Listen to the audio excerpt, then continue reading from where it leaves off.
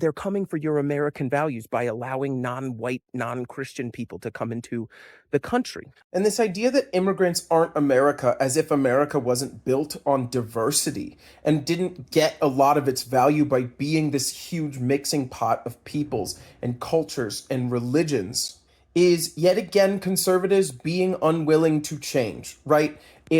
This is what the founding fathers said 250 years ago, and anything that deviates from that is bad.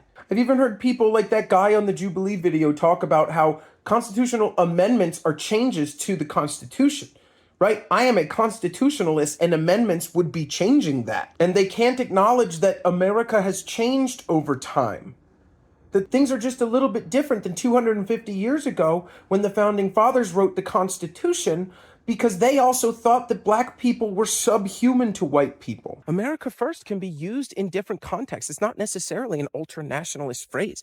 Woodrow Wilson used it in World War I to talk about how we don't want to get involved in foreign conflicts because we want to save American lives. Now we use it to get involved in foreign conflicts to say that we are not safe in America unless we oppress all these other countries, like in the Middle East. That's where the border between nationalism and ultranationalism comes into play. For America, ultranationalism involves American superiority over other places while simultaneously isolating itself from those other places. Ultranationalism and fascism often involve expanding your country's influence, right? Think about the Gulf of America. Think about Canada being the 51st state. Think about Trump discussing the Gaza Strip as if it's going to be like a resort for rich people or something. Nobody else can manage their countries except for America. So if we expand our influence, those countries will be safer and better. But then it's also saying America is superior, and so we use the tariffs to isolate ourselves from other countries, right? To ruin relationships with those countries because we are superior, and anything that gets done outside of America is not as good. They isolate us as a class of our own above all the other countries. Other countries can't do things as well as America can. I'm a fan of the Native American mindset, which is